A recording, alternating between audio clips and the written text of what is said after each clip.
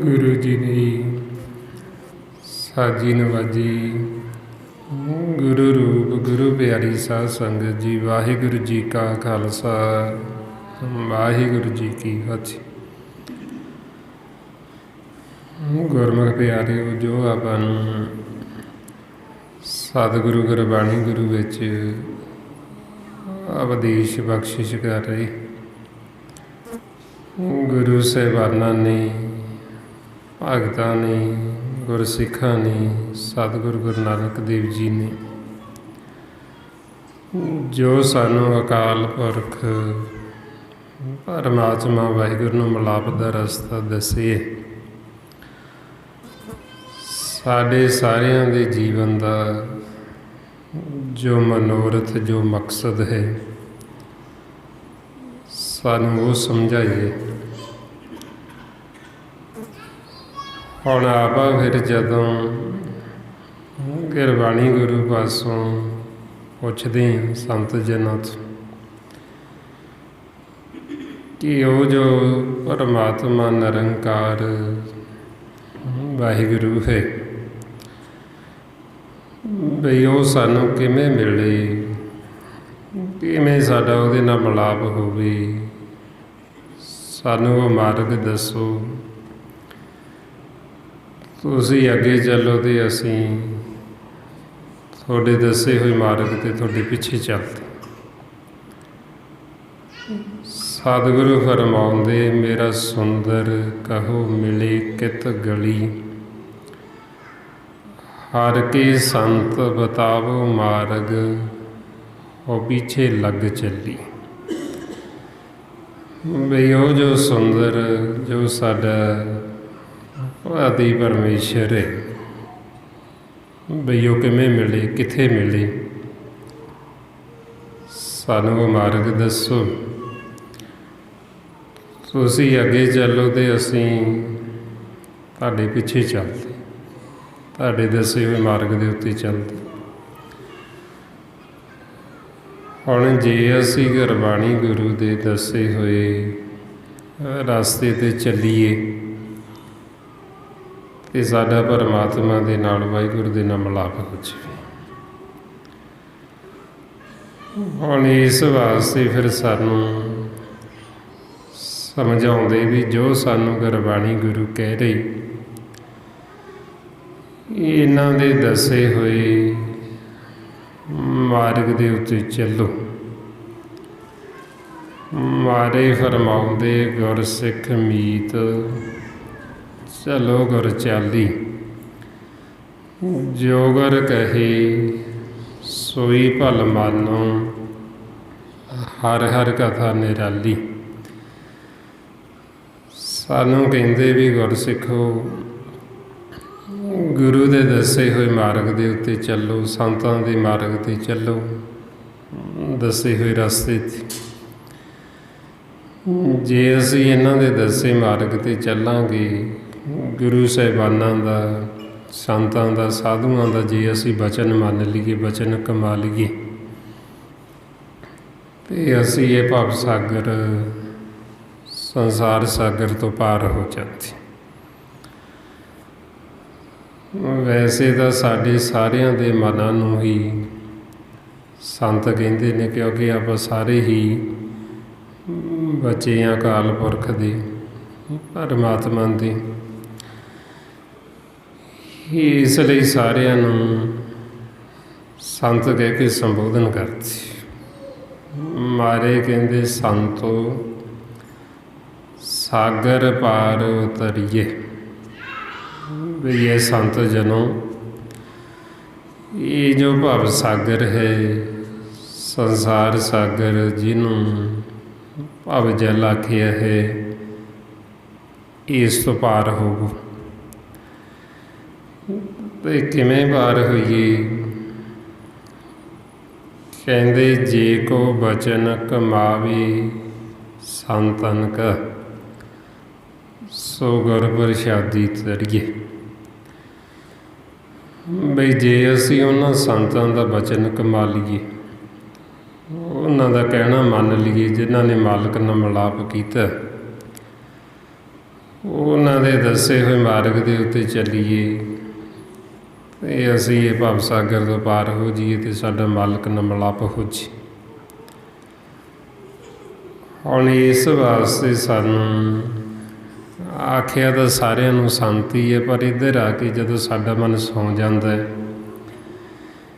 ਇਹ ਭਰਮ ਦੇ ਵਿੱਚ ਪੈ ਜਾਂਦਾ, ਇਹਨੂੰ ਅਨਾੜੀ ਸੰਤ ਕਹਿ ਦਿੱਤਾ। ਵੀ ਹੈ ਤਾਂ ਸੰਤ ਹੈ ਪਰ ਅਨਾੜੀ ਹੈ। ਬਈ ਇਹਨੂੰ ਇਹ ਖੇਲ ਦੀ ਸੋਝੀ ਨਹੀਂ ਹੈ, ਇਹਨੂੰ ਭੇਤ ਨਹੀਂ, ਇਹਨੂੰ ਗਿਆਨ ਨਹੀਂ ਹੈ,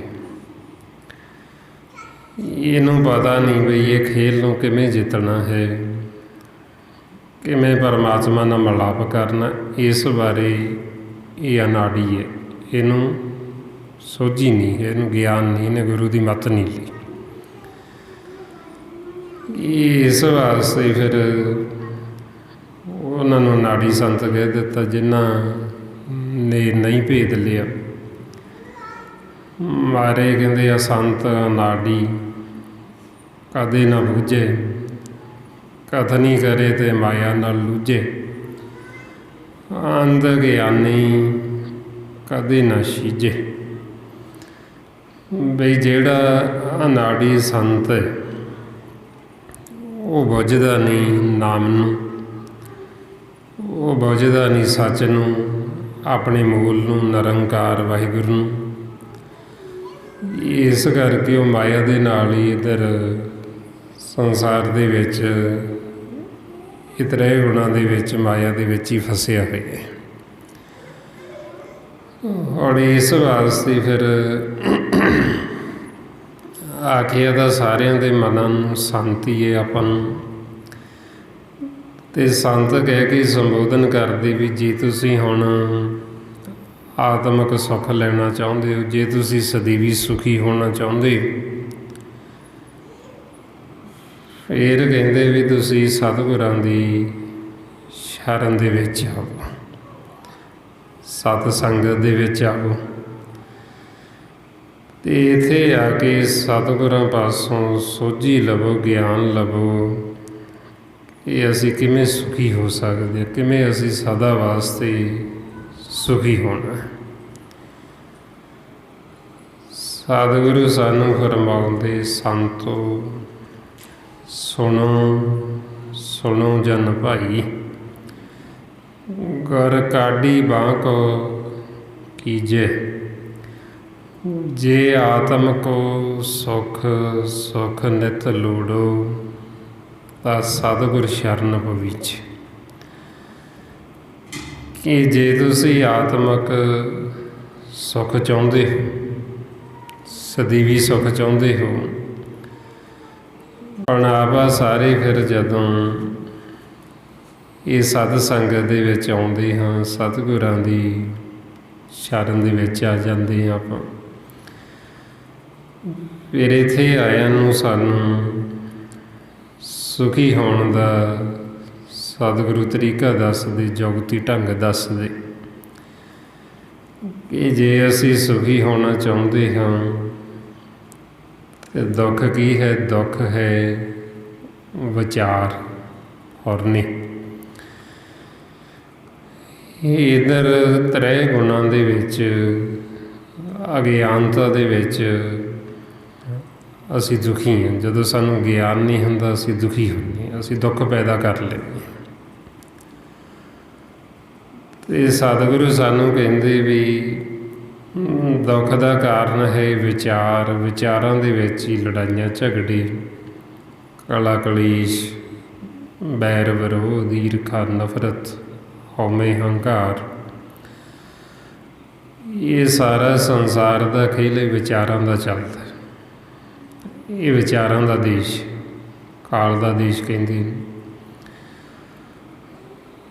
ਹੁਣ ਇਹ ਵਿਚਾਰਾਂ ਦੇ ਵਿੱਚ ਹੀ ਦੁੱਖ ਸੁੱਖ ਹੈ। ਵਿਚਾਰਾਂ ਦੇ ਸਾਡੇ ਸਾਰਿਆਂ ਦੇ ਰਿਸ਼ਤੇ ਨਾਤੇ ਨੇ। ਵਿਚਾਰਾਂ ਦੇ ਵਿੱਚ ਹੀ ਪਾਪ ਪੁੰਨ ਨੇ। ਇਹ ਸਾਰਾ ਕੁਝ ਵਿਚਾਰਾਂ ਦੇ ਵਿੱਚ ਹੀ ਚੱਲਦਾ। ਹੁਣ ਆਪਾਂ ਨੂੰ ਕਹਿੰਦੇ ਵੀ ਇਹ ਵਿਚਾਰ ਹੀ ਦੁੱਖ ਨੇ, ਭਰਮ। ਤੁਸੀਂ ਇਹਨਾਂ ਵਿਚਾਰਾਂ ਤੋਂ ਮਨ ਨੂੰ ਰਹਿਤ ਕਰੋ, ਅਤੇ ਰਹਿਤ ਕਰਨ ਵਾਸਤੇ ਵਿਚਾਰਾਂ ਤੋਂ ਸਾਨੂੰ ਕਹਿੰਦੇ ਸਿਮਰਨ ਕਰੋ। ਹੁਣ ਜਦੋਂ ਅਸੀਂ ਇਹ ਸਿਮਰਨ ਅਭਿਆਸ ਕਰਦੇ ਹਾਂ ਗੁਰੂ ਦੀ ਮੱਤ ਦੁਆਰਾ, ਸਾਸ ਗਿਰਾਸ, ਫਿਰ ਇਹ ਸਾਡੇ ਵਿਚਾਰ ਖਤਮ ਹੁੰਦੇ, ਇਹ ਸਾਡਾ ਕਾਲਾ ਕਲੇਸ਼ ਖਤਮ ਹੋ ਜਾਂਦਾ ਅਤੇ ਅਸੀਂ ਸੁਖੀ ਹੋ ਜਾਂਦੇ। ਸਾਨੂੰ ਸੱਚੇ ਪਾਤਸ਼ਾਹ ਸਮਝਾਉਂਦੇ ਵੀ ਜੇ ਤੁਸੀਂ ਸੁੱਖ ਲੈਣਾ ਹੈ ਅਤੇ ਫਿਰ ਕੀ ਕਰੋ? ਮਾਰੇ ਕਹਿੰਦੇ ਸਿਮਰੋ, ਸਿਮਰ ਸੁਖ ਪਾਵੋ, ਕਾਲ ਕਲੇਸ਼ ਤਨ ਮਾਹੇ ਮਟਾਵੋ। ਵੀ ਦੁੱਖ ਕੀ ਹੈ? ਕਾਲਾ ਕਲੇਸ਼ ਕੀ ਹੈ? ਵਿਚਾਰ। ਅਤੇ ਤੁਸੀਂ ਸਿਮਰਨ ਕਰੋ, ਇਹਨਾਂ ਵਿਚਾਰਾਂ ਤੋਂ ਮਨ ਨੂੰ ਰਹਿਤ ਕਰ ਲਓ ਅਤੇ ਤੁਸੀਂ ਸੁਖੀ ਹੋ ਜਾਓਗੇ। ਹੌਲੇ ਸੁੱਖ ਲੈਣ ਦਾ ਤਰੀਕਾ, ਮਨ ਨੂੰ ਸੁੱਖ ਦੇਣ ਵਾਸਤੇ ਇਹ ਸਿਮਰਨ। ਜਿਨ੍ਹਾਂ ਗੁਰਮੁਖਾਂ ਨੇ ਵੀ ਸੁੱਖ ਦੀ ਪ੍ਰਾਪਤੀ ਕੀਤੀ, ਜਿਨ੍ਹਾਂ ਨੇ ਮਾਲਕ ਦੀ ਪ੍ਰਾਪਤੀ ਕੀਤੀ, ਉਹਨਾਂ ਨੇ ਸਾਨੂੰ ਦੱਸਿਆ ਵੀ ਅਸੀਂ ਸਿਮਰਨ ਕੀਤਾ ਅਤੇ ਫਿਰ ਅਸੀਂ ਸੁਖੀ ਹੋਏ। ਮਾਰੇ ਫਰਮਾਉਂਦੇ ਸਿਮਰ ਸੁਖ ਪਾਇਆ। ਇਹ ਸਿਮਰਨ ਕਰਕੇ ਸੁੱਖ ਦੀ ਪ੍ਰਾਪਤੀ ਹੋ ਗਈ ਅਤੇ ਮਨ ਸੀ ਜਿਹੜਾ ਉਹ ਸੁਖੀ ਹੋ ਗਏ। ਕਿਉਂਕਿ ਵਿਚਾਰਾਂ 'ਚ ਦੁੱਖ ਸੀ, ਵਿਚਾਰਾਂ 'ਚ ਕਾਲਾ ਕਲੇਸ਼। ਹੁਣ ਇਹ ਵਿਚਾਰ ਹੀ ਸਾਡੇ ਮਨ ਦੇ ਬੰਧਨ ਬਣ ਜਾਂਦੇ। ਇਹ ਵਿਚਾਰ ਹੀ ਸਾਡੇ ਜਦੋਂ ਬੰਧਨ ਬਣਦੇ, ਇਹਨਾਂ ਵਿਚਾਰਾਂ ਦੇ ਵਿੱਚ ਪਏ ਹੋਏ ਅਸੀਂ ਇੱਥੇ ਵੀ ਦੁਖੀ ਹੁੰਦੇ ਹਾਂ ਅਤੇ ਇਹ ਵਿਚਾਰ ਹੀ ਸਾਨੂੰ ਫਿਰ ਵਾਪਸ ਆਕਾਰਾਂ ਦੇ ਵਿੱਚ ਮੋੜ ਲਿਆਉਂਦੇ, ਫਿਰ ਸਾਨੂੰ ਵਾਪਸ ਇੱਧਰ ਲੈ ਆਉਂਦੇ। ਹੁਣ ਇਸ ਵਾਸਤੇ ਫਿਰ ਸਤਿਗੁਰੂ ਕਹਿੰਦੇ ਵੀ ਇਹਨਾਂ ਵਿਚਾਰਾਂ ਨੂੰ ਹੀ ਮਾਰੋ, ਇਹਨਾਂ ਵਿਚਾਰਾਂ ਨੂੰ ਰੋਕੋ। ਜੇ ਹੁਣ ਅਸੀਂ ਇਹ ਵਿਚਾਰ ਮਾਰ ਲਾਂਗੇ, ਅਸੀਂ ਆਪ ਵੀ ਤਰ ਜਾਵਾਂਗੇ ਅਤੇ ਨਾਲ ਆਪਣੇ ਸੰਗੀ ਸਾਥੀ ਹੋਰਾਂ ਨੂੰ ਵੀ ਤਾਰ ਲਾਂਗੇ ਅਤੇ ਦੁਬਾਰਾ ਅਸੀਂ ਵਾਪਸ ਉਲਟ ਕੇ ਆਕਾਰਾਂ ਦੇ ਵਿੱਚ ਜੂਨਾਂ ਦੇ ਵਿੱਚ ਨਹੀਂ ਆਵਾਂਗੇ। ਸਤਿਗੁਰੂ ਫਰਮਾਉਂਦੇ ਵਿਚਾਰ ਮਾਰੇ ਪਰੇ ਤਾਰੇ ਉਲਟ ਜੂਨ ਨਾ ਆਵੇ,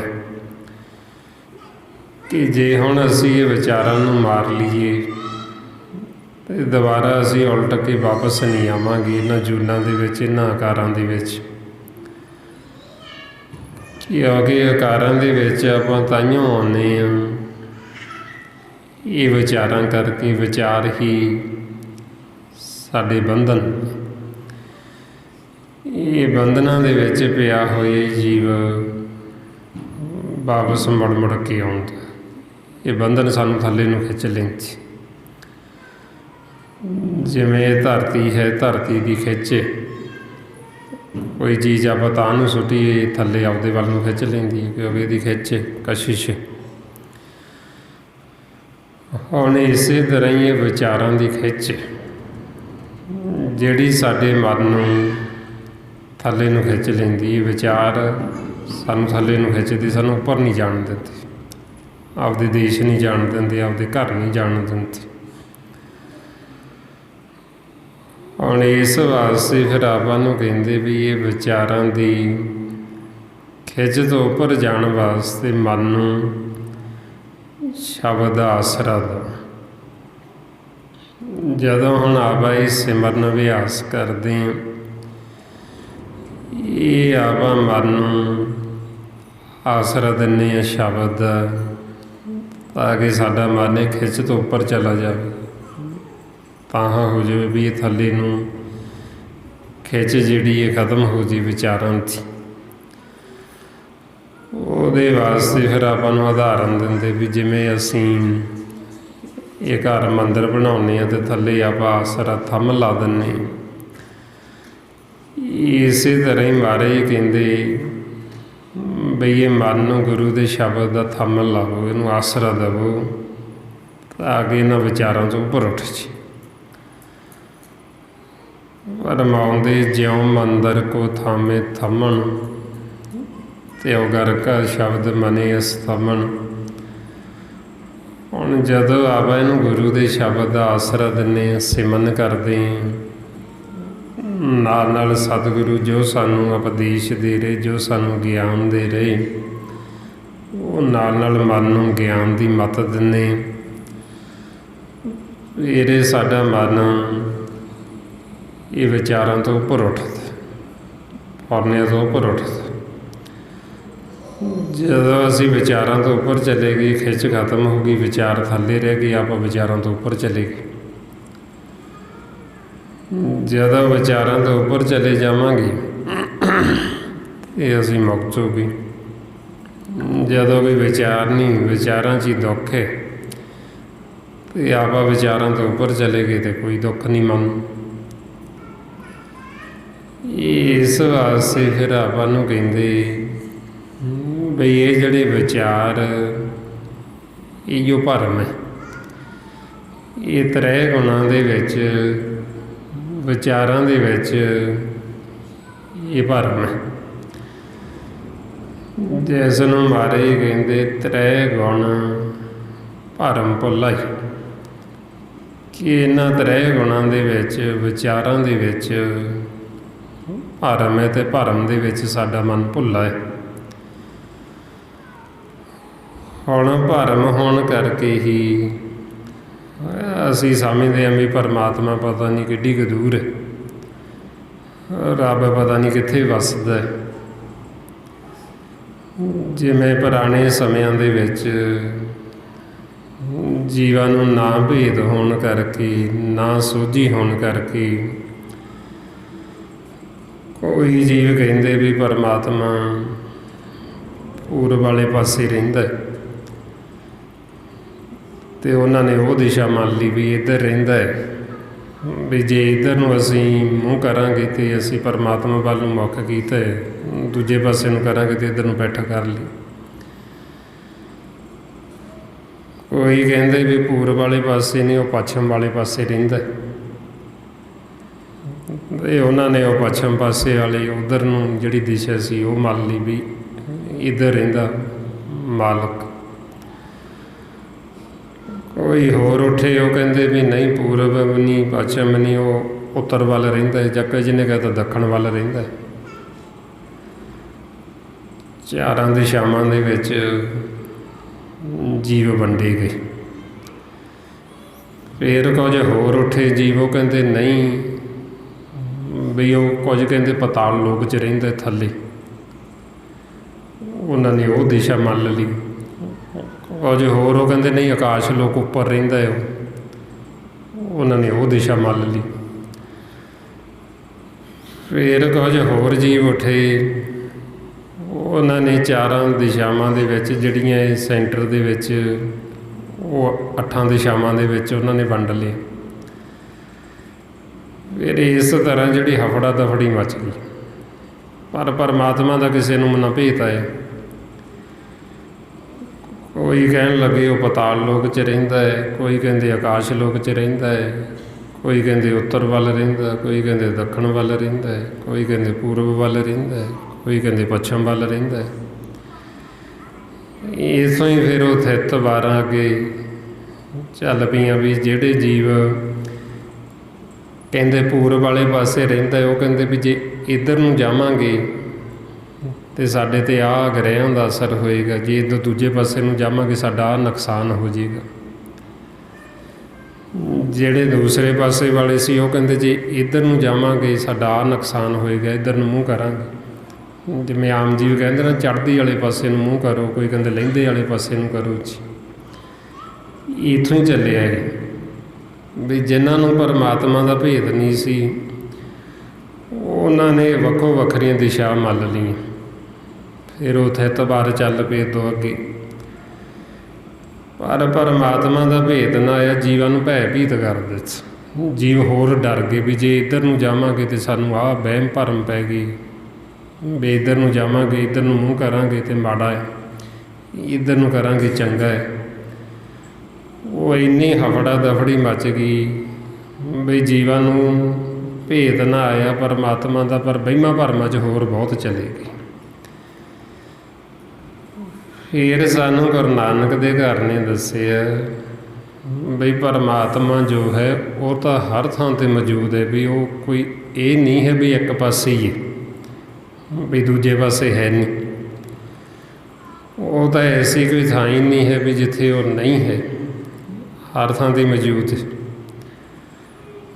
ਭਾਈਆਂ ਮਾਰੇ ਕਹਿੰਦੇ ਘਟ ਘਟ ਰੱਬ ਰਿਹਾ ਬਨਵਾਰੀ, ਜਲ ਥਲ ਮਹੀਲ ਗੁਪਤੋ ਵਰਤੇ, ਗੁਰ ਸ਼ਬਦੀ ਦੇਖ ਨਿਹਾਰੀ ਜੀਓ। ਗੁਰੂ ਨਾਨਕ ਪਾਤਸ਼ਾਹ ਕਹਿੰਦੇ ਵੀ ਉਹ ਐਸੀ ਕਿਹੜੀ ਥਾਂ ਜਿੱਥੇ ਉਹ ਨਹੀਂ ਹੈ, ਜਲ ਦੇ ਵਿੱਚ, ਥਲ ਦੇ ਵਿੱਚ, ਧਰਤੀ 'ਤੇ, ਅਸਮਾਨ ਦੇ ਵਿੱਚ, ਉਹ ਤਾਂ ਹਰ ਥਾਂ 'ਤੇ ਉਹੀ ਤਾਂ ਹੈ ਪਰਮਾਤਮਾ। ਵੀ ਐਸੀ ਕੋਈ ਥਾਂ ਹੀ ਨਹੀਂ ਜਿੱਥੇ ਉਹ ਨਹੀਂ ਹੈ। ਹੁਣ ਆਪਾਂ ਨੂੰ ਫਿਰ ਸਮਝਾਇਆ ਬਈ ਪਰਮਾਤਮਾ ਹਰ ਥਾਂ 'ਤੇ ਮੌਜੂਦ ਹੈ, ਸਾਡੇ ਸਭ ਦੇ ਅੰਦਰ ਵੀ ਹੈ ਅਤੇ ਬਾਹਰ ਵੀ ਚਾਰ ਚੁਫੇਰੇ ਮੌਜੂਦ ਹੈ। ਸਾਡੇ ਇੰਨਾ ਨੇੜੇ ਹੈ, ਇਹ ਜਿਹੜਾ ਹੱਥ ਨੇ ਸਾਡੇ ਹੱਥ ਵੀ ਦੂਰ ਨੇ, ਉਹ ਸਾਡੇ ਹੱਥਾਂ ਤੋਂ ਵੀ ਨੇੜੇ ਵਸਦਾ। ਮਾਰੇ ਕਹਿੰਦੇ ਕਹੋ ਰਵਿਦਾਸ ਹੱਥ ਪੈ ਨੇੜੇ, ਸਹਿਜੇ ਹੋਏ ਸੋ ਹੋਏ ਰੇ, ਵੀ ਸਾਡੇ ਹੱਥ ਵੀ ਦੂਰ ਨੇ, ਉਹ ਸਾਡੇ ਹੱਥਾਂ ਤੋਂ ਵੀ ਨੇੜੇ। ਹੁਣ ਇੰਨਾ ਨੇੜੇ ਮਾਲਕ ਵੀ ਸਭ ਤੋਂ ਨੇੜੇ ਸਾਡੇ ਉਹੀ, ਸਭ ਤੋਂ ਪਹਿਲਾਂ ਜੋ ਵੀ ਆਪਾਂ ਬੋਲਦੇ ਹਾਂ ਸਾਡੀ ਆਵਾਜ਼ ਉਹੀਓ ਸੁਣਦਾ, ਉਹੀਓ ਸਾਨੂੰ ਦੇਖ ਰਿਹਾ ਹੈ, ਉਹੀਓ ਸਾਡੀ ਬ੍ਰਿਤ ਪਾਲਣਾ ਕਰ ਰਿਹਾ, ਸਾਨੂੰ ਸਵਾਸ ਦੇ ਰਿਹਾ। ਜਿਵੇਂ ਬੱਚਾ ਛੋਟਾ ਹੁੰਦਾ ਆਪਦੇ ਆਪ ਉਹ ਕੁਝ ਖਾ ਪੀ ਨਹੀਂ ਸਕਦਾ, ਮਾਤਾ ਪਿਤਾ ਉਹਦੇ ਮੁੱਖ ਦੇ ਵਿੱਚ ਪਾਉਂਦੇ। ਇਸੇ ਤਰ੍ਹਾਂ ਹੀ ਆਪਾਂ ਸਾਰੇ ਬੱਚੇ ਹਾਂ ਅਕਾਲ ਪੁਰਖ ਦੇ, ਇੱਕ ਇੱਕ ਸਵਾਸ ਸਾਡੇ ਮੁੱਖ ਦੇ ਵਿੱਚ ਪਾ ਰਹੇ, ਕਿੰਨਾ ਨੇੜੇ।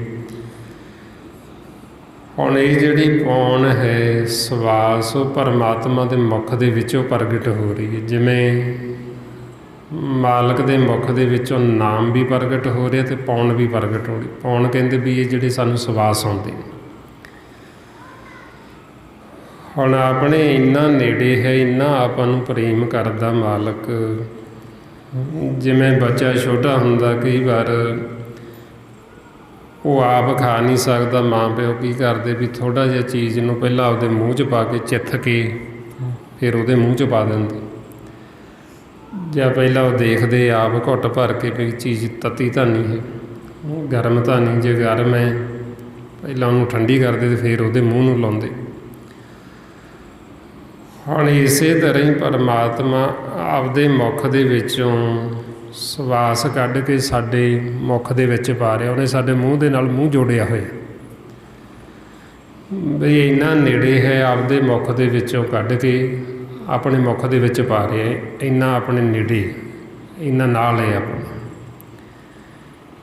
ਅਤੇ ਆਪਾਂ ਨੂੰ ਸਾਹਮਣਿਓਂ ਦੇਖ ਰਹੇ ਹੈ। ਮਹਾਰਾਜ ਇਸ ਲਈ ਕਹਿੰਦੇ ਆਪੇ ਕਰਤਾ ਘਰ ਘਰ ਵੇਖੇ ਦਿਨ ਦਾ ਸਾਸ ਗਿਰਾਹਾ ਹੈ। ਬਈ ਕਰਤਾ ਪੁਰਖ ਸਾਨੂੰ ਸਵਾਸਾਂ ਦੀ ਗਰਾਹੀ ਦੇ ਰਹੇ ਸਾਹਮਣਿਓਂ ਅਤੇ ਸਾਨੂੰ ਦੇਖ ਰਹੇ। ਹੁਣ ਉਹ ਸਾਨੂੰ ਭੁੱਲਦਾ ਨਹੀਂ ਹੈ, ਸਵਾਸ ਦੇਣੇ ਉਹ ਨਹੀਂ ਭੁੱਲਦਾ, ਅਸੀਂ ਉਹਨੂੰ ਭੁੱਲ ਜਾਂਦੇ। ਪਰ ਉਹ ਨਹੀਂ ਸਾਨੂੰ ਗਰਾਹੀ ਦੇਣੀ ਭੁੱਲਦਾ ਹੈ, ਉਹ ਸਾਨੂੰ ਲਗਾਤਾਰ ਦੇਈ ਜਾਂਦਾ ਹੈ ਅਤੇ ਅਸੀਂ ਲਈ ਜਾਂਦੇ। ਹੁਣ ਆਪਾਂ ਨੂੰ ਕਹਿੰਦੇ ਵੀ ਮਾਲਕ ਤਾਂ ਦੇਖ ਰਹੇ, ਸਵਾਸ ਦੇ ਰਹੇ, ਵੀ ਤੁਸੀਂ ਕਾਹਤੋਂ ਨਹੀਂ ਉਹਨੂੰ ਦੇਖਦੇ, ਵੀ ਤੁਸੀਂ ਵੀ ਉਹਨੂੰ ਦੇਖੋ। ਜਿਵੇਂ ਬੱਚਾ ਛੋਟਾ ਹੁੰਦਾ, ਆਪਾਂ ਉਹਦੇ ਮੁਖ ਦੇ ਵਿੱਚ ਗਰਾਹੀ ਪਾਉਂਦੇ ਹਾਂ, ਉਹ ਮਾਂ ਪਿਓ ਵੱਲ ਦੇਖਦਾ ਵੀ ਇੱਕ ਪਾ ਲਈ, ਉਹਨੇ ਚਿੱਥ ਕੇ ਅੰਦਰ ਲਗਾ ਲਈ ਵੀ ਹੁਣ ਹੋਰ ਦਿਓ, ਮੇਰੇ ਮੂੰਹ 'ਚ ਹੋਰ ਪਾਓ। ਹੁਣ ਮਾਰੇ ਕਹਿੰਦੇ ਵੀ ਆਪਣੇ ਨਾਲੋਂ ਤਾਂ ਫਿਰ ਉਹ ਬੱਚਾ ਹੀ ਚੰਗਾ ਵੀ ਜਿਹੜਾ ਆਪਦੇ ਮਾਂ ਪਿਓ ਵੱਲ ਦੇਖਦਾ ਤਾਂ ਹੈ, ਉਹ ਨਿਗਾਹ ਤਾਂ ਰੱਖਦਾ ਨਾ ਉਹਨਾਂ ਦੇ ਵੱਲ ਵੀ ਮੇਰੇ ਮੂੰਹ 'ਚ ਆ ਪਾਇਆ, ਹੁਣ ਅਗਲੀ ਬੁਰਕੀ ਪਾਉਂਦੇ ਕਿ ਨਹੀਂ ਪਾਉਂਦੇ। ਹੁਣ ਆਪਾਂ ਨੂੰ ਕਹਿੰਦੇ ਵੀ ਆਪਾਂ ਉਦੋਂ ਵੀ ਹੋਰ ਅਗਿਆਨਤਾ 'ਚ ਚਲੇ ਗਏ ਬੱਚੇ ਨਾਲੋਂ ਵੀ ਅਸੀਂ ਮਾਲਕ ਨੂੰ ਦੇਖਦੇ ਹੀ ਨਹੀਂ ਹੈ, ਉਹ ਸਾਡੇ ਰਾਹੀ ਮੁੱਖ 'ਚ ਪਾਈ ਜਾਂਦਾ ਅਤੇ ਅਸੀਂ ਉਹਦੇ ਵੱਲ ਝਾਕਦੇ ਹੀ ਨਹੀਂ, ਉਹਨੂੰ ਦੇਖਦੇ ਹੀ ਨਹੀਂ। ਇਸ ਵਾਸਤੇ 'ਚ ਫਿਰ ਮਾਰੇ ਕਹਿੰਦੇ ਉਹ ਵੇਖੇ ਉਹਨਾਂ ਨਦਰ ਨਾ ਆਵੇ, ਪਰ ਅਸੀਂ ਉਦੋਂ ਬੇਮੁਖ ਹੋਏ ਹੋਏ। ਅਤੇ ਮਨ ਨੂੰ ਫਿਰ ਸਮਝਾਉਂਦੇ ਵੀ ਤੂੰ ਇਹ ਨਾ ਸਮਝ ਬਈ ਪਰਮਾਤਮਾ ਕਿਤੇ ਦੂਰ ਵੱਸਦਾ। ਜਿਵੇਂ ਜੀਵ ਅੱਗੇ ਕਹਿੰਦੇ ਸੀ ਵੀ ਇਹ ਤਾਂ ਜੀ ਦਿਸ਼ਾਵਾਂ ਦੇ ਵਿੱਚ ਵੰਡੇ ਹੋਏ ਸੀ, ਵੀ ਕੋਈ ਕਹਿੰਦਾ ਸੀ ਇਸ ਦਿਸ਼ਾ ਵੱਲ ਰਹਿੰਦਾ, ਕੋਈ ਕਹਿੰਦਾ ਉਹ ਦਿਸ਼ਾ ਵੱਲ ਰਹਿੰਦਾ। ਆਪਾਂ ਨੂੰ ਕਹਿੰਦੇ ਵੀ ਉਹ ਹਰ ਪਾਸੇ ਮੌਜੂਦ ਹੈ ਅਤੇ ਹਰ ਸਮੇਂ ਸਾਨੂੰ ਦੇਖ ਰਿਹਾ। ਜੋ ਅਸੀਂ ਬੋਲਦੇ ਹਾਂ ਹਰ ਸਮੇਂ ਉਹ ਸਾਡੀ ਗੱਲ ਸੁਣਦਾ ਹੈ ਅਤੇ ਉਹ ਹਰ ਸਮੇਂ ਬੋਲ ਵੀ ਰਿਹਾ, ਉਹ ਕਦੇ ਚੁੱਪ ਹੁੰਦਾ ਹੀ ਨਹੀਂ, ਲਗਾਤਾਰ ਉਹ ਬੋਲੀ ਜਾ ਰਹੀ ਹੈ। ਆਈਓ ਮਨ ਨੂੰ ਸਮਝਾਉਂਦੇ ਇਹ ਮਨ ਮਤ ਜਾਣ ਹਰ ਦੂਰ ਹੈ, ਸਦਾ ਵੇਖ ਹਦੂਰ, ਸਦ ਸੁਣਦਾ ਸਦ ਵੇਖਦਾ, ਸ਼ਬਦ ਰਿਹਾ ਭਰਪੂਰ। ਬਈ ਤੂੰ ਇਹ ਨਾ ਸਮਝ ਵੀ ਪਰਮਾਤਮਾ ਦੂਰ ਹੈ, ਵੀ ਪਤਾ ਨਹੀਂ ਮੈਨੂੰ ਦੇਖਦਾ ਕਿ ਜਾਂ ਨਹੀਂ ਦੇਖਦਾ, ਉਹ ਤਾਂ ਸਾਨੂੰ ਹਰ ਸਮੇਂ ਦੇਖਦਾ। ਸੋ ਇਸ ਵਾਸਤੇ ਅਸੀਂ ਜੋ ਵੀ ਬੋਲਦੇ ਹਾਂ ਸਭ ਤੋਂ ਪਹਿਲਾਂ ਸਾਡੀ ਆਵਾਜ਼ ਉਹੀਓ ਸੁਣਦਾ, ਉਹਦੇ ਵਿੱਚ ਦੀ ਆਵਾਜ਼ ਜਾਂਦੀ। ਜਿਵੇਂ ਹੁਣ ਆਪਾਂ ਬੋਲ ਰਹੇ, ਸਭ ਤੋਂ ਪਹਿਲਾਂ ਆਵਾਜ਼ ਮਾਲਕ ਸੁਣਦਾ ਹੈ, ਫਿਰ ਉਹਦੇ ਵਿੱਚ ਦੀ ਅੱਗੇ ਆਪਾਂ ਸੁਣਦੇ ਹਾਂ। ਪਹਿਲਾਂ ਉਹ ਸੁਣੇਗਾ ਵਾਹਿਗੁਰੂ, ਫਿਰ ਅੱਗੇ ਆਪਾਂ ਸੁਣਾਂਗੇ। ਹੁਣ ਜੋ ਵੀ ਆਪਾਂ ਬੋਲਦੇ ਹਾਂ, ਚਾਹੇ ਅਸੀਂ ਚੰਗਾ ਬੋਲੇ ਹਾਂ, ਚਾਹੇ ਅਸੀਂ ਮੰਦਾ ਬੋਲੇ ਹਾਂ, ਮਾੜਾ ਬੋਲੇ, ਸੁਣਨਾ ਸਭ ਤੋਂ ਪਹਿਲਾਂ ਵਾਹਿਗੁਰੂ ਨਹੀਂ। ਹੁਣ ਜਦੋਂ ਫਿਰ ਆਪਾਂ ਨੂੰ ਇਹ ਭੇਦ ਆ ਜਾਂਦਾ, ਸੋਝੀ ਆ ਜਾਂਦੀ, ਤਾਂਹੀਓ ਗੁਰਮੁਖ ਫਿਰ ਕਿਸੇ ਨੂੰ ਫਿੱਕਾ ਵਚਨ ਬੋਲਦੇ ਨਹੀਂ, ਉਹ ਕਿਸੇ ਨੂੰ ਮਾੜਾ ਨਹੀਂ ਬੋਲਦੇ, ਉਹ ਕਿਸੇ ਨੂੰ ਮਾੜਾ ਨਹੀਂ ਕਹਿੰਦੇ। ਇਸ ਕਰਕੇ ਉਹ ਖੁਸ਼ ਹੀ ਰਹਿੰਦੇ, ਕਿਉਂਕਿ ਉਹਨਾਂ ਨੂੰ ਭੇਦ ਹੁੰਦਾ ਵੀ ਜਿਹੜਾ ਇਹ ਵਚਨ ਬੋਲਾਂਗੇ ਮੁੱਖ 'ਚੋਂ ਪਹਿਲਾਂ ਤਾਂ ਮਾਲਕ ਨੇ ਸੁਣਨਾ, ਫਿਰ ਉਦੋਂ ਬਾਅਦ 'ਚੋਂ ਜੀਵ ਨੇ ਅੱਗੇ ਸੁਣਨਾ। ਅਤੇ ਇਸ ਕਰਕੇ ਉਹ ਕਦੇ ਵੀ ਕਿਸੇ ਨੂੰ ਫਿੱਕਾ ਜਾਂ ਮਾੜਾ ਬੋਲਦੇ ਨਹੀਂ, ਕਿਉਂਕਿ ਉਹਨਾਂ ਨੂੰ ਪਤਾ ਵੀ ਮਾਲਕ ਸੁਣ ਰਿਹਾ ਅਤੇ ਉਹ ਦੇਖ ਵੀ ਰਿਹਾ। ਇਹੋ ਮਨ ਨੂੰ ਸਮਝਾਉਂਦੇ, ਕਹਿੰਦੇ ਮਨ ਮੂੜੇ ਦੇਖ ਰਿਓ ਪ੍ਰਭ ਸੁਆਮੀ, ਜੋ ਕਿਛ ਕਰੇ ਸੋਈ ਸੋਈ ਜਾਣੇ, ਰਹੇ ਨਾ ਕਛੂ ਇਹ ਸਾਨੀ। ਵੀ ਅਸੀਂ ਜੋ ਵੀ ਬੋਲਦੇ ਹਾਂ, ਜੋ ਵੀ ਕਰਦੇ ਹਾਂ, ਅਸੀਂ ਪਰਮਾਤਮਾ ਤੋਂ ਨਹੀਂ ਛਿਪਾ ਸਕਦੇ। ਉਹ ਸਭ ਜਾਣ ਹੀ ਜਾਣ, ਉਹਨੂੰ ਸਭ ਪਤਾ ਹੈ। ਇਸ ਕਰਕੇ ਫਿਰ ਗੁਰਮੁਖਾਂ ਨੇ ਤਾਂਹੀਓ ਆਖਿਆ ਵੀ ਤੂੰ ਸਾਡਾ ਸੱਜਣ, ਤੂੰ ਸਾਡਾ ਮਿੱਤਰ ਹੈ। ਜਿਵੇਂ ਆਪਾਂ ਸੰਸਾਰੀ ਸੱਜਣ ਮਿੱਤਰ ਬਣਾ ਲੈਂਦੇ ਹਾਂ, ਆਪਾਂ ਉਹਨਾਂ ਦੇ ਨਾਲ ਹਰ ਇੱਕ ਗੱਲ ਕਰ ਲੈਂਦੇ ਹਾਂ, ਵੀ ਆਪਾਂ ਸਮਝਦੇ ਹਾਂ ਵੀ ਸਾਡੀ ਆਪਸੀ ਗੱਲ ਹੈ। ਜਿਹੜੀ ਆਪਸੀ ਗੱਲ ਹੈ ਵੀ ਸਾਨੂੰ ਹੀ ਪਤਾ ਹੈ, ਹੋਰ ਨਹੀਂ ਕਿਸੇ ਨੂੰ। ਇਸੇ ਤਰ੍ਹਾਂ ਹੀ ਫਿਰ ਪਰਮਾਤਮਾ ਨੂੰ ਗੁਰਮੁਖਾਂ ਨੇ ਆਖਿਆ ਵੀ ਤੂੰ ਸਾਡਾ ਸੱਜਣ, ਤੂੰ ਸਾਡਾ ਮਿੱਤਰ ਹੈ, ਵੀ ਤੂੰ ਸਾਰਾ ਕੁਝ ਜਾਣੀ ਜਾਣ, ਤੈਨੂੰ ਸਭ ਪਤਾ ਹੈ। ਜਿਵੇਂ ਅੱਗੇ ਪੁਰਾਣੇ ਸਮੇਂ ਵਿੱਚ ਜੀਵ ਬੇਸ਼ੱਕ ਉਹਨਾਂ ਨੂੰ ਗਿਆਨ ਨਹੀਂ ਸੀ ਹੁੰਦਾ, ਪਰ ਫਿਰ ਵੀ ਉਹ ਜਦੋਂ ਕੋਈ ਸੰਸਾਰ ਦਾ ਲੈਣ ਦੇਣ ਕਰਦੇ, ਉਹ ਕਹਿੰਦੇ ਤੇਰੇ ਤੇ ਮੇਰੇ ਵਿੱਚ ਰੱਬ ਜਾਮਨ। ਜਿਵੇਂ ਹੁਣ ਤਾਂ ਜੀਵ ਗਵਾਹੀਆਂ ਪਾਉਂਦੇ ਨਾ, ਲਿਖਤ ਕਰ ਲੈਂਦੇ ਪੱਕੀ, ਵੀ ਕੀ ਪਤਾ ਵੀ ਮੁੱਕਰ ਹੀ ਨਾ ਜਾਵੇ, ਇਹਦਾ ਕੀ ਭਰੋਸਾ ਹੈ। ਉਦੋਂ ਜੀਵ ਇੱਕ ਦੂਸਰੇ 'ਤੇ ਇੰਨਾ ਭਰੋਸਾ ਕਰਦੇ ਸੀ ਵੀ ਉਹ ਕਹਿੰਦੇ ਸੀ ਵੀ ਤੇਰੇ ਮੇਰੇ ਵਿੱਚ ਸਿਰਫ ਰੱਬ ਜਾਮਨ ਹੈ, ਵੀ ਹੋਰ ਨਹੀਂ ਕੋਈ। ਜੋ ਤੇਰੇ ਮੇਰੇ ਵਿੱਚ ਗੱਲ ਹੈ ਤੈਨੂੰ ਪਤਾ ਹੈ ਅਤੇ ਰੱਬ ਨੂੰ ਪਤਾ। ਇਸ ਕਰਕੇ ਫਿਰ ਉਹ ਭੈ ਦੇ ਵਿੱਚ ਰਹਿੰਦੇ। ਉਹਨੂੰ ਪਤਾ ਸੀ ਵੀ ਸਾਡੇ ਵਿੱਚ ਰੱਬ ਜਾਮਨ ਹੈ, ਪਰਮਾਤਮਾ ਜਾਮਨ ਹੈ। ਇਸੇ ਤਰ੍ਹਾਂ ਹੀ ਫਿਰ ਬੇਸ਼ੱਕ ਉਹਨਾਂ ਨੂੰ ਗਿਆਨ ਨਹੀਂ ਸੀ ਪਰਮਾਤਮਾ ਦਾ, ਦੇਖਦੇ ਨਹੀਂ ਸੀ ਪਰਮਾਤਮਾ ਨੂੰ, ਪਰ ਫਿਰ ਵੀ ਉਹ ਭੈ ਰੱਖਦੇ ਸੀ। ਵੀ ਕੋਈ ਲੈਣ ਦੇਣ ਕਰਦੇ ਵੀ ਉਹ ਆਪਦੀ ਜ਼ੁਬਾਨ 'ਤੇ ਰਹਿੰਦੇ, ਬਚਨਾਂ 'ਤੇ ਪੱਕੇ ਰਹਿੰਦੇ ਵੀ ਸਾਡੇ ਵਿੱਚ ਰੱਬ ਜਾਮਨ ਹੈ। ਵੀ ਬੇਸ਼ੱਕ ਹੋਰ ਤਾਂ ਜਿਵੇਂ ਹੁਣ ਤਾਂ ਜੀਵ ਬਦਲ ਜਾਂਦੇ, ਗਵਾਹੀਆਂ ਪੈ ਜਾਂਦੀਆਂ, ਝੂਠੀਆਂ ਗਵਾਹੀਆਂ ਪੈ ਜਾਂਦੀਆਂ, ਬਦਲ ਜਾਂਦੇ। ਉਦੋਂ ਜੀਵ ਇੰਨਾ ਕੁ ਭੈ ਰੱਖਦੇ ਵੀ ਜੋ ਆਪਾਂ ਨੇ ਵਿੱਚ ਗੱਲ, ਜੋ ਬਚਨ ਕੀਤੇ ਉਹਨਾਂ 'ਤੇ ਪੂਰਾ ਪਹਿਰਾ ਦਿੰਦੇ, ਵੀ ਵਿੱਚ ਰੱਬ ਜਾਮਨ ਹੈ, ਵੀ ਹੋਰ ਤਾਂ ਕੋਈ ਨਹੀਂ। ਵੀ ਆਪਾਂ ਨੂੰ ਪਤਾ ਵੀ ਰੱਬ ਨੂੰ ਵੀ ਪਤਾ, ਆਪਾਂ ਨੂੰ ਵੀ ਪਤਾ, ਰੱਬ ਨੂੰ ਜਾਣ ਦੇਣੀ। ਸੋ ਇਸ ਵਾਸਤੇ ਫਿਰ ਆਪਾਂ ਨੂੰ ਤਾਂ ਹੁਣ ਸਤਿਗੁਰਾਂ ਨੇ ਪੂਰਾ ਹੀ ਭੇਦ ਦੇ ਦਿੱਤਾ ਵੀ ਉਹ ਤਾਂ ਜੀਵ ਚਲੋ ਨਹੀਂ ਵੀ ਸੀ ਉਹਨਾਂ ਨੂੰ ਭੇਦ, ਫਿਰ ਵੀ ਉਹ ਇੰਨਾ ਕੁ ਰੱਖਦੇ ਸੀ। ਅਤੇ ਜਦੋਂ ਆਪਾਂ ਫਿਰ ਪਰਮਾਤਮਾ ਦੇ ਸਨਮੁਖ ਹੀ ਹੋ ਜਾਂਦੇ, ਫਿਰ ਤਾਂ ਆਪਾਂ ਪ੍ਰਤੱਖ ਦੇਖ ਲੈਂਦੇ ਹਾਂ ਵੀ ਮਾਲਕ ਸਾਨੂੰ ਦੇਖ ਰਹੇ, ਆਪਾਂ ਉਹਨੂੰ ਦੇਖਦੇ ਹਾਂ। ਵੀ ਸਾਡੇ ਵਿੱਚ ਜੋ ਵੀ ਵਿਚਾਰ ਉਹ ਮਾਲਕ ਨੂੰ ਪਤਾ ਹੈ ਅਤੇ ਆਪਾਂ ਨੂੰ ਪਤਾ ਹੈ। ਇਸ ਕਰਕੇ ਫਿਰ ਗੁਰਮੁਖ ਜੋ ਵੀ ਗੱਲਬਾਤ ਹੁੰਦੀ ਉਹ ਸਿੱਧੀ ਰੱਬ ਨਾਲ ਕਰਦੇ, ਪਰਮਾਤਮਾ ਦੀ। ਤਾਂਹੀਓ ਮਾਰੇ ਕਹਿੰਦੇ ਹੈ ਹਜੂਰ ਹਾਜ਼ਰ ਅਰਦਾਸ, ਦੁੱਖ ਸੁੱਖ ਕਰਤੀ ਸਾਚੀ ਪ੍ਰਭਾਸ। ਬਈ ਜੋ ਵੀ ਫਿਰ ਜਿਵੇਂ ਸੰਸਾਰੀ ਜੀਵ ਕਹਿੰਦੇ ਵੀ ਆ ਜਾਓ ਦੁੱਖ ਸੁੱਖ ਕਰੀਏ, ਉਹ ਦੁੱਖ ਸੁੱਖ ਕੀ ਕਰਦੇ ਵੀ ਸੰਸਾਰ ਦੀਆਂ, ਕਿਸੇ ਦੀ ਨਿੰਦਿਆ, ਕਿਸੇ ਦੇ ਨਾਲ ਵੈਰ ਵਿਰੋਧ ਦੀ ਗੱਲ, ਜਿਹਦੇ ਨਾਲ ਵਿਚਾਰ ਨਹੀਂ ਮਿਲਦੇ ਉਹਦੀ ਨਿੰਦਿਆ, ਅਤੇ ਜਿਹਦੇ ਨਾਲ ਮਿਲਦੇ ਉਹਦੀ ਉਸਤਤ, ਉਹਦੀ ਵਡਿਆਈ। ਹੁਣ ਗੁਰਮੁਖ ਨੇ ਜਿਹੜੇ ਉਹ ਫਿਰ ਕਿਹਦੇ ਨਾਲ ਵਿਚਾਰ ਕਰਦੇ, ਉਹ ਪਰਮਾਤਮਾ ਦੇ ਨਾਲ। ਜਦੋਂ ਬਹਿੰਦੇ ਸਹਿਜ ਦੇ ਵਿੱਚ ਮਾਲਕ ਨਾਲ ਗੱਲਾਂ ਕਰਦੇ, ਮਾਲਕ ਨਾਲ ਵਿਚਾਰਾਂ ਕਰਦੇ। ਇਸ ਵਾਸਤੇ ਫਿਰ ਜਿਹੜੇ ਵੀ ਗੁਰਮੁਖ ਸਹਿਜ ਵਿੱਚ ਜਾਂਦੇ, ਸਮਾਧੀ ਦੇ ਵਿੱਚ, ਮਾਲਕ ਉਹਨਾਂ ਦੇ ਨਾਲ ਗੋਸ਼ਟ ਕਰਦਾ, ਉਹਨਾਂ ਦੇ ਨਾਲ ਗੱਲਾਂ ਕਰਦਾ। ਆਪਾਂ ਨੂੰ ਕਹਿੰਦੇ ਵੀ ਜੇ ਤੁਸੀਂ ਵੀ ਕੋਈ ਗੱਲ ਕਰਨੀ ਹੋ ਅਤੇ ਤੁਸੀਂ ਵੀ ਜਾ ਕੇ ਪਰਮਾਤਮਾ ਨਾਲ ਕਰ ਸਕਦੇ ਹੋ। ਹੁਣ ਜੇ ਅਸੀਂ ਪਰਮਾਤਮਾ ਨਾਲ ਵਿਚਾਰ ਕਰਾਂਗੇ, ਜੇ ਸਾਨੂੰ ਕੋਈ ਦੁੱਖ ਹੈ ਅਸੀਂ ਉਹਨੂੰ ਦੱਸਾਂਗੇ ਅਤੇ ਉਹ ਹੱਲ ਵੀ ਕਰ ਦੇਗਾ। ਸੰਸਾਰੀ ਜੀਵ ਕਿਸੇ ਨੂੰ ਅਸੀਂ ਆਪਦਾ ਦੁੱਖ ਦੱਸਾਂਗੇ, ਉਹ ਹੱਲ ਤਾਂ ਕਰ ਹੀ ਨਹੀਂ ਸਕਦਾ, ਕਿਉਂਕਿ ਉਹ ਤਾਂ ਆਪ ਦੁਖੀ, ਉਹ ਆਪਾਂ ਨੂੰ ਸੁਖੀ ਨਹੀਂ ਕਰ ਸਕਦਾ। ਕਿ ਇਸ ਵਾਸਤੇ ਸਤਿਗੁਰੂ ਕਹਿੰਦੇ ਵੀ ਆਪਦਾ ਜਿਹੜਾ ਦੁੱਖ ਉਹਨੂੰ ਦੱਸੋ ਜਿਹੜਾ ਆਪ ਸੁਖੀ ਹੈ। ਮਾਰੇ ਕਹਿੰਦੇ ਦੁੱਖ ਤਿਸੀ ਪੇ ਆਖੀਏ ਸੁਖ ਜਿਸ ਪਾਸ, ਵੀ ਆਪਦਾ ਦੁੱਖ ਤਾਂ ਮੈਂ ਉਹਨੂੰ ਦੱਸਾਂ ਜਿਹੜਾ ਮੈਨੂੰ ਸੁਖੀ ਦਿਸੇ। ਹੁਣ ਸੰਸਾਰ ਦੇ ਵਿੱਚ ਤਾਂ ਕੋਈ ਸੁਖੀ ਦਿਸਦਾ ਨਹੀਂ, ਕਿਉਂਕਿ ਇੱਥੇ ਤ੍ਰੈ ਗੁਣਾਂ 'ਚ ਤਾਂ ਸਾਰੇ ਦੁਖੀ ਨੇ ਮਾਇਆ ਦੇ ਵਿੱਚ।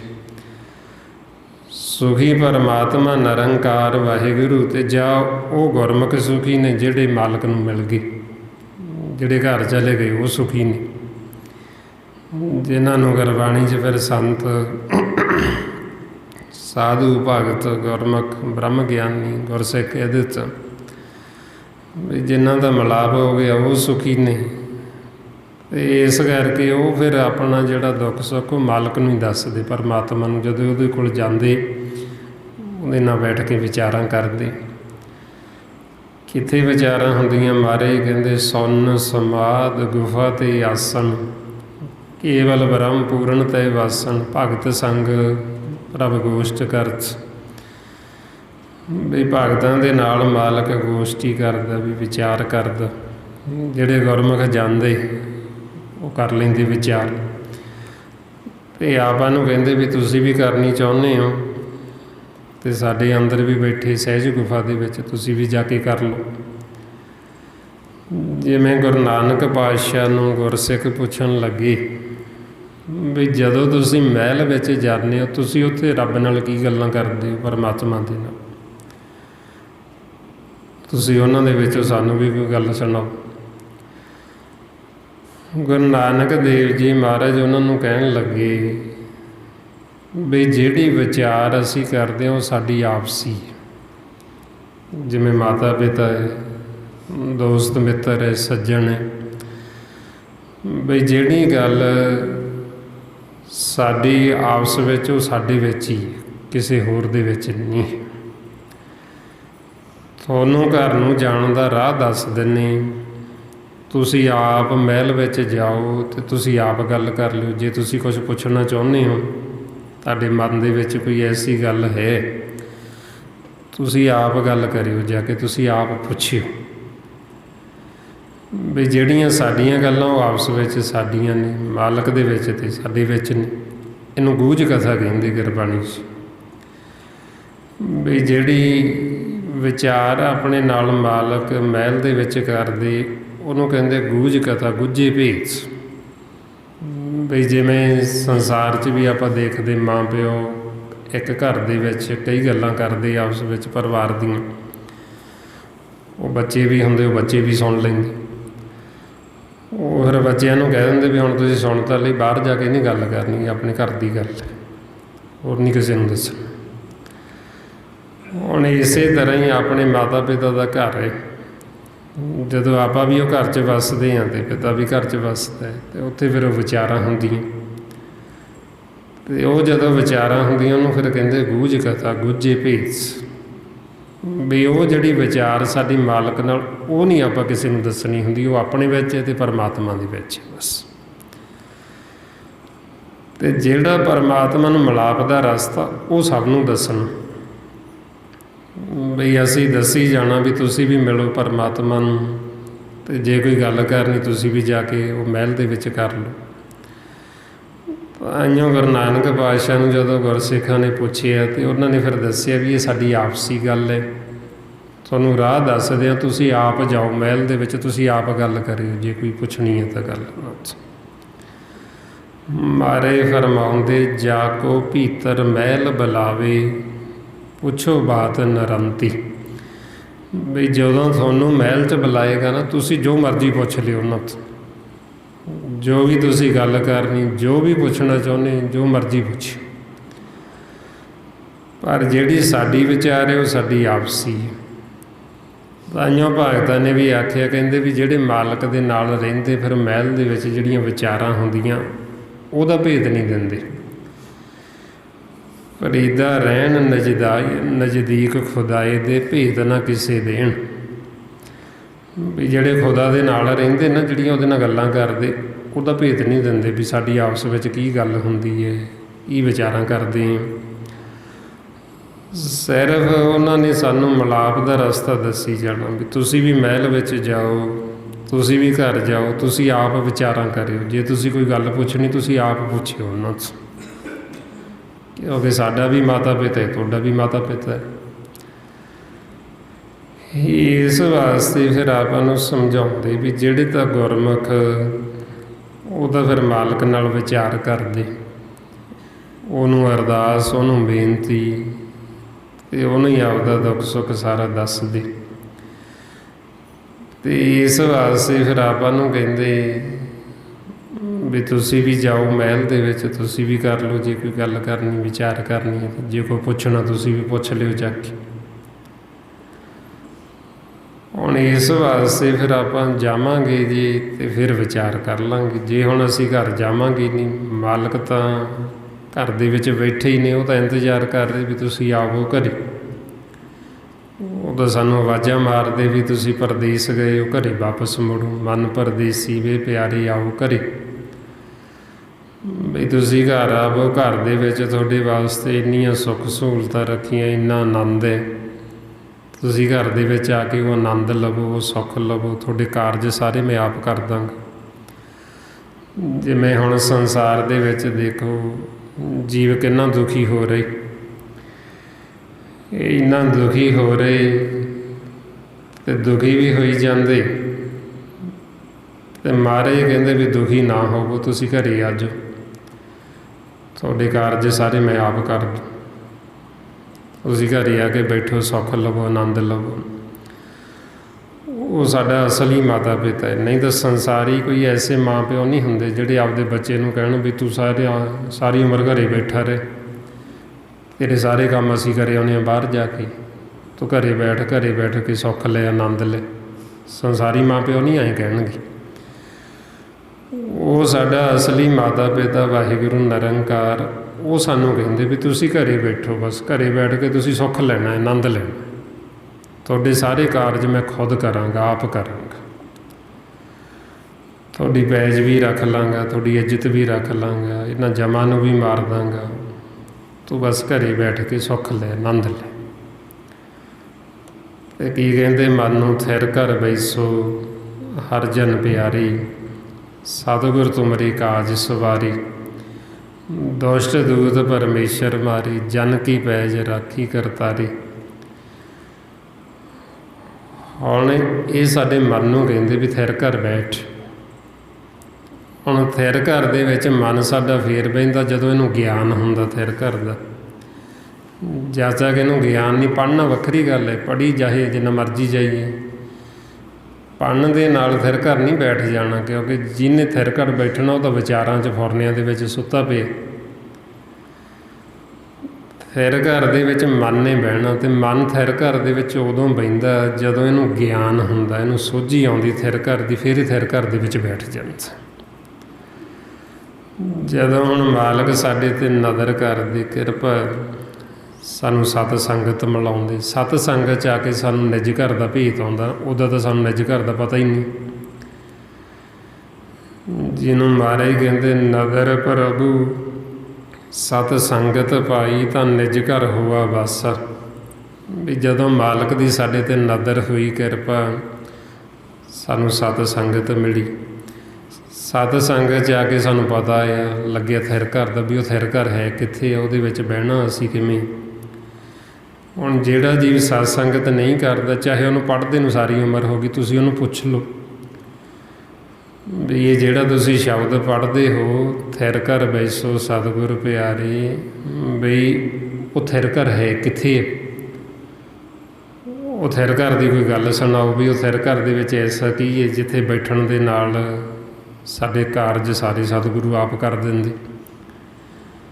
ਉਹ ਥਿਰ ਘਰ ਨੂੰ ਕਿਹੜਾ ਦਰਵਾਜ਼ਾ ਲੱਗਿਆ, ਕਿਹੜਾ ਜਿੰਦਰਾ ਲੱਗਿਆ, ਕਿਵੇਂ ਉਹਨੂੰ ਖੋਲ੍ਹਣਾ, ਕਿਵੇਂ ਥਿਰ ਘਰ 'ਚ ਬੈਠਣਾ, ਤੁਸੀਂ ਦੱਸੋ ਥਿਰ ਘਰ ਬਾਰੇ ਕੁਛ। ਹੁਣ ਜਿਹਨੇ ਸਤ ਸੰਗਤ ਹੀ ਨਹੀਂ ਕੀਤੀ, ਜਿਹੜਾ ਆਪ ਥਿਰ ਘਰ 'ਚ ਗਿਆ ਨਹੀਂ, ਉਹਨੂੰ ਪਤਾ ਹੀ ਨਹੀਂ ਵੀ ਥਿਰ ਘਰ ਕਹਿੰਦੇ ਕਿਹਨੂੰ। ਜਦੋਂ ਤੁਸੀਂ ਉਹਨੂੰ ਪੁੱਛੋਗੇ ਉਦੋਂ ਹੀ ਉਹਨੂੰ ਪਤਾ ਹੀ ਨਹੀਂ ਵੀ ਥਿਰ ਘਰ ਕਿੱਥੇ ਹੈ, ਕਿਹੜਾ ਥਿਰ ਘਰ ਹੈ, ਉਹਨੇ ਉਦੋਂ ਹੀ ਚੁੱਪ ਹੋ ਜਾ। ਸੋ ਇਸ ਵਾਸਤੇ ਆਪਾਂ ਨੂੰ ਕਹਿੰਦੇ ਵੀ ਗੁਰਬਾਣੀ ਨੂੰ ਪੜ੍ਹਨਾ ਇੱਕ ਵੱਖਰੀ ਗੱਲ ਹੈ, ਪਰ ਉਹਦੇ 'ਤੇ ਅਮਲ ਕਰਕੇ ਉੱਥੇ ਪਹੁੰਚਣਾ ਉਹ ਇੱਕ ਵੱਖਰੀ ਗੱਲ ਹੈ। ਹੁਣ ਆਪਾਂ ਜੋ ਇਹ ਸਤ ਸੰਗਤ ਕਰਦੇ ਹਾਂ, ਆਪਾਂ ਗੁਰਬਾਣੀ ਗੁਰੂ ਦੇ ਦੱਸੇ ਹੋਏ ਮਾਰਗ 'ਤੇ ਚੱਲਦੇ ਹੋਏ ਆਪਾਂ ਉੱਥੇ ਪਹੁੰਚਣਾ, ਨਾ ਕਿ ਅਸੀਂ ਪੜ੍ਹ ਕੇ ਨਹੀਂ ਛੱਡ ਦੇਣਾ, ਆਪਾਂ ਉੱਥੇ ਪਹੁੰਚ ਕੇ ਉੱਥੇ ਬੈਠਣਾ ਥਿਰ ਘਰ ਦੇ ਵਿੱਚ। ਅਤੇ ਥਿਰ ਘਰ 'ਚ ਜਦੋਂ ਬੈਠਾਂਗੇ ਫਿਰ ਅਸੀਂ ਦੇਖਾਂਗੇ ਵੀ ਸਤਿਗੁਰੂ ਸਾਡੇ ਕਿਵੇਂ ਕਾਰਜ ਕਰਦੇ, ਕਿਵੇਂ ਸਵਾਰਦੇ, ਅਤੇ ਉਹ ਅਚਿੰਤ ਹੀ ਫਿਰ ਸਾਡੇ ਕੰਮ ਕਰ ਦਿੰਦੇ। ਜਿਨ੍ਹਾਂ ਨੂੰ ਪਰਮਾਤਮਾ ਦਾ ਨਾਮ ਪਿਆਰਾ ਲੱਗਦਾ ਨਾ, ਉਹਨਾਂ ਦੇ ਮਾਲਕ ਕੰਮ ਸਹਿ ਸੁਭਾਈ ਹੋਈ ਜਾਂਦੇ ਉਹਨਾਂ 'ਚ। ਮਹਾਰਾਜ ਕਹਿੰਦੇ ਅਚਿੰਤ ਕੰਮ ਕਰੇ ਪ੍ਰਭ ਤਿਨ ਕੇ, ਜਿਨ ਹਰ ਕਾ ਨਾਮ ਪਿਆਰਾ।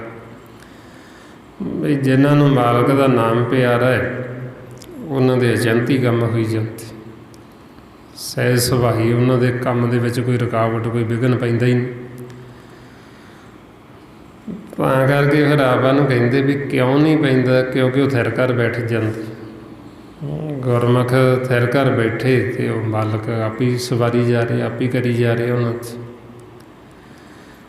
ਤਾਂਹੀਓ ਸਤਿਗੁਰੂ ਕਹਿੰਦੇ ਵੀ ਜਿਨ੍ਹਾਂ ਨੇ ਨਾਮ 'ਤੇ ਆਇਆ ਉਹਨਾਂ ਦੇ ਇੱਧਰ ਵੀ ਕਾਰਜ ਸਹਿ ਸੁਭਾ ਹੁੰਦੇ ਰਹੇ, ਕੋਈ ਰੁਕਾਵਟ ਨਾ ਪਈ। ਅਤੇ ਜਦੋਂ ਇੱਥੋਂ ਜਾਂਦੇ ਦਰਗਾਹ 'ਚ ਵੀ ਉਹਨਾਂ ਨੂੰ ਮਾਣ ਹੈ, ਉਹਨਾਂ ਦਾ ਮੁੱਖ ਉੱਥੇ ਵੀ ਉਜਲ ਹੈ, ਪਵਿੱਤਰ ਹੈ। ਇਸ ਲਈ ਫਰਮਾਉਂਦੇ ਜਿਨ ਜਿਨ ਨਾਮ 'ਤੇ ਆਇਆ ਤਿਨ ਕੀ ਕਾਜ ਸਰੀ, ਹਰ ਗੁਰ ਪੂਰਾ ਅਰਾਧਿਆ ਦਰਗੇ ਸੱਚ ਖਰੀ। ਵੀ ਜਿਨ੍ਹਾਂ ਨੇ ਅਰਾਧਿਆ ਉਹਨਾਂ ਨੂੰ ਕੋਈ ਵਿਘਨ ਨਹੀਂ, ਕੋਈ ਰੁਕਾਵਟ। ਮਹਾਰਾਜ ਕਹਿੰਦੇ ਪ੍ਰਭ ਸਿਮਰਤ ਕਿਛ ਵਿਘਨ ਨਾ ਲਾਗੇ, ਵੀ ਕੋਈ ਵਿਘਨ ਲੱਗਣਾ ਹੀ ਨਹੀਂ ਜਦੋਂ ਅਸੀਂ ਸਿਮਰਨ ਕਰਾਂਗੇ। ਇਸ ਵਾਸਤੇ ਫਿਰ ਆਪਾਂ ਹੁਣ ਇਹ ਸਿਮਰਨ ਕਰਕੇ ਥਿਰ ਘਰ ਬੈਠਣਾ। ਥਿਰ ਘਰ ਜਿੱਥੇ ਕੋਈ ਵਿਚਾਰ ਨਹੀਂ, ਜਿੱਥੇ ਕੋਈ ਫੁਰਨਾ ਨਹੀਂ, ਉਹਨੂੰ ਥਿਰ ਘਰ ਕਹਿੰਦੇ। ਜਿੱਥੇ ਵਿਚਾਰ ਆਉਂਦੇ, ਫੁਰਨੇ ਆਉਂਦੇ, ਉਹਨੂੰ ਕਾਲ ਦਾ ਦੇਸ਼ ਕਹਿੰਦੇ, ਉਹਨੂੰ ਤ੍ਰੈ ਗੁਣ ਮਾਇਆ ਕਹਿੰਦੇ। ਹੁਣ ਆਪਾਂ ਨੂੰ ਫਿਰ ਕਹਿੰਦੇ ਵੀ ਇਹ ਵਿਚਾਰਾਂ ਤੋਂ ਰਹਿਤ ਕਰਨਾ ਆਪਾਂ ਮਨ ਨੂੰ, ਅਤੇ ਇਹਨੇ ਰਹਿਤ ਹੋਣਾ ਫਿਰ ਇਹ ਸਿਮਰਨ ਕਰਕੇ, ਕਿਉਂਕਿ ਵਿਚਾਰਾਂ ਦਾ ਹੀ ਖੇਲ ਹੈ ਸੰਸਾਰ ਦਾ ਸਾਰਾ। ਵਿਚਾਰਾਂ ਦੇ ਹੀ ਆਪਣੇ ਰਿਸ਼ਤੇ ਨਾਤੇ, ਵਿਚਾਰਾਂ ਦੇ ਵਿੱਚ ਹੀ ਇਹ ਦੁੱਖ ਸੁੱਖ, ਵਿਚਾਰਾਂ 'ਚ ਹੀ ਪਾਪ ਪੁੰਨ। ਜਿਹੜਾ ਅਸੀਂ ਕਹਿੰਦੇ ਹਾਂ ਨਾ ਵੀ ਇਹ ਪਾਪ ਜਾਂ ਪੁੰਨ, ਇਹ ਇੱਕ ਵਿਚਾਰ ਨਹੀਂ, ਫੁਰਨੀ ਨਹੀਂ ਸਾਡੀ। ਜਦੋਂ ਅਸੀਂ ਥਿਰ ਘਰ ਬੈਠ ਗਏ, ਅਸੀਂ ਇਹਨਾਂ ਪਾਪਾਂ ਪੁੰਨਾਂ ਤੋਂ ਉੱਪਰ ਉੱਠ ਜਾਂਦੇ ਹਾਂ, ਫਿਰ ਕੋਈ ਪਾਪ ਨਹੀਂ, ਕੋਈ ਪੁੰਨ ਨਹੀਂ। ਮਹਾਰਾਜ ਇਸ ਕਰਕੇ ਕਹਿੰਦੇ ਵੀ ਭਗਤਾਂ ਲਈ ਇਹ ਦੋਵੇਂ ਇੱਕ ਸਮਾਨ ਨਹੀਂ, ਪਾਪ ਪੁੰਨ ਦੋਏ ਇੱਕ ਸਮਾਨ। ਕਿਉਂਕਿ ਵਿਚਾਰ ਨਹੀਂ, ਫੁਰਨੇ ਨਹੀਂ। ਜਿਹੜਾ ਭਗਤ ਇਹਨਾਂ ਦੋਵਾਂ ਤੋਂ ਉੱਪਰ ਹੈ, ਪਾਪ ਤੋਂ ਵੀ ਅਤੇ ਪੁੰਨ ਤੋਂ ਵੀ, ਉਹਨਾਂ ਨੂੰ ਇਹ ਪਾਪ ਪੁੰਨ ਨਹੀਂ ਲੱਗਦਾ। ਕਿਉਂਕਿ ਪਾਪ ਪੁੰਨ ਉਦੋਂ ਨਹੀਂ ਜਦੋਂ ਅਸੀਂ ਵਿਚਾਰਾਂ 'ਚ, ਜਦੋਂ ਅਸੀਂ ਇਹਨਾਂ ਵਿਚਾਰਾਂ ਤੋਂ ਉੱਪਰ ਚਲੇ ਗਏ, ਥਿਰ ਘਰ ਚਲੇ ਗਏ, ਨਾਮ ਦੇ ਨਾਲ ਜੁੜ ਗਏ। ਜੋ ਮਾਲਕ ਪਰਮਾਤਮਾ ਸੱਚ, ਉਹਦੇ ਅਸੀਂ ਸਨਮੁਖ ਹੋ ਗਏ, ਅਤੇ ਉੱਥੇ ਸਾਨੂੰ ਇਹ ਪਾਪ ਪੁੰਨ ਨਹੀਂ ਲੱਗਦਾ। ਜਿਹਨੂੰ ਗੁਰੂ ਨਾਨਕ ਪਾਤਸ਼ਾਹ ਕਹਿੰਦੇ ਅੰਤਰ ਸੁਨੰਗ ਬਾਹਰ ਸੁਨੰਗ, ਤ੍ਰੈ ਭਵਨ ਸੁਨਮ ਸੁਨੰਗ, ਚੌਥੀ ਸੁਨੇ ਜੋ ਨਰ ਜਾਣੇ ਤਾਕੋ ਪਾਪ ਨਾ ਪੁੰਨੰਗ। ਵੀ ਜਿਨ੍ਹਾਂ ਨੇ ਚੌਥੀ ਸੁਣ ਨੂੰ ਜਾਣ ਲਿਆ, ਮਾਲਕ ਨੂੰ, ਉਹਨਾਂ ਨੂੰ ਇਹ ਪਾਪ ਪੁੰਨ ਨਹੀਂ, ਉਹਨਾਂ ਨੂੰ ਕੋਈ ਪਾਪ ਪੁੰਨ ਨਹੀਂ ਲੱਗਦਾ।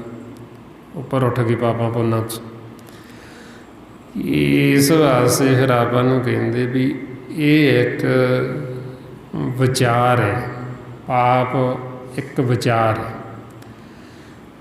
ਜਿਵੇਂ ਹੁਣ ਪਾਪ ਕੀ ਨੇ, ਇਹ ਜਦੋਂ ਅਸੀਂ ਕਿਸੇ ਨਾਲ ਵੈਰ ਵਿਰੋਧ ਕਰਦੇ ਹਾਂ, ਕਿਸੇ ਨਾਲ ਈਰਖਾ ਕਰਦੇ ਹਾਂ, ਨਫ਼ਰਤ ਕਰਦੇ ਹਾਂ, ਕਿਸੇ ਦੀ ਨਿੰਦਿਆ ਕਰਦੇ ਹਾਂ, ਹਉਮੈ ਹੰਕਾਰ ਵਿੱਚ ਰਹਿੰਦੇ ਹਾਂ, ਇਹ ਪਾਪਾਂ ਦੀ ਮੈਲ ਹੈ, ਇਹ ਸਾਡੇ ਮਨ ਦੇ ਉੱਤੇ ਚੜ੍ਹਦੀ। ਜਿਹਨੂੰ ਮਹਾਰਾਜ ਕਹਿੰਦੇ ਆ ਭਰੀਏ ਮਤ ਪਾਪਾਂ ਕੀ ਸੰਗ, ਉਹ ਧੋਪੇ ਨਾਮੇ ਕੇ ਰੰਗ। ਵੀ ਪਾਪ ਕੀ ਹੈ? ਵੈਰ ਵਿਰੋਧ, ਈਰਖਾ, ਨਫ਼ਰਤ, ਨਿੰਦਿਆ, ਚੁਗਲੀ, ਇਹ ਪਾਪ ਨੇ।